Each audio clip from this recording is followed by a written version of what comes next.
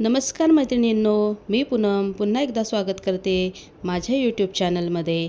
आणि आजच्या व्हिडिओमध्ये मी तुम्हाला दाखवणार आहे की मी कशा पद्धतीने माझा फ्रीज हा ऑर्गनाईज करते.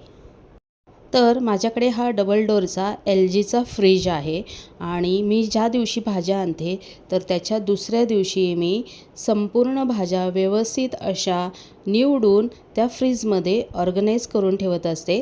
तर तेच आत्ता मी तुमच्यासोबत येथे शेअर करत आहे. तर इथे तुम्ही बघू शकता की सगळ्या भाज्या मी व्यवस्थित निवडून अशा कंटेनरमध्ये जे काही माझ्याकडे डबे उपलब्ध आहेत त्या डब्यांमध्ये मी व्यवस्थित अशा ठेवत असते. रविवारचा बाजार आणल्यानंतर मी रविवारी काही भाज्या निवडून ठेवते आणि काही सोमवारी निवडून ठेवते. तर इथे तुम्ही बघू शकता शेंगदाणा, खोबरं आणि मसाला हे तीनही गोष्टी मी फ्रीजमध्ये ठेवते, कारण त्या बाहेर ठेवल्या की का कोणास ठाऊक माझ्याकडे खराब होतात.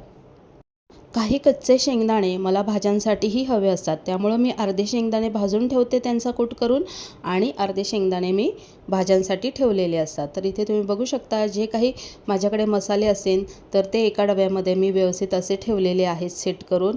त्याचबरोबर मगाशी म्हटलं त्या पद्धतीने खोबरंसुद्धा माझं फ्रीजमध्ये आहे. ज्या काही थोड्याफार भाज्या असतात त्या मी भांड्यामध्ये खाली ठेवलेल्या आहेत, ज्या माझ्या निवडायच्या बाकी असतील त्या, आणि ज्या निवडून झाल्या त्या मी व्यवस्थित सेट करून कंटेनरमध्ये ठेवत असते.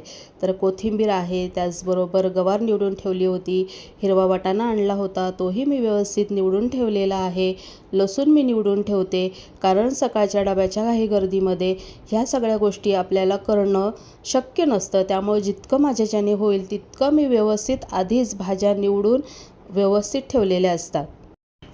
तर इथे तुम्ही बघू शकता फ्लॉवर आणलेला आहे आणि तो फ्लॉवरसुद्धा मी कट करून कंटेनरमध्ये ठेवलेला आहे. तसेच मटकीसुद्धा कंटेनरमध्ये आहे, कोथिंबीर निवडून ठेवलेली आहे. इथे तुम्ही बघू शकता मगाशी म्हटल्याप्रमाणे लसूणसुद्धा मी निवडून व्यवस्थित ठेवते.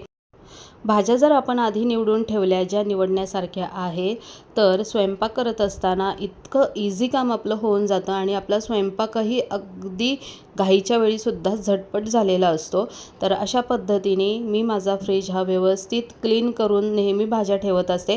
त्यामुळं तुम्ही इथे बघू शकता की सुटसुटीत दिसतोय. आणि कितीही मोठा फ्रीज घेतला आणि जर तो व्यवस्थित नाही ठेवला तर तो मेंटेन राहत नाही असं मला वाटतं.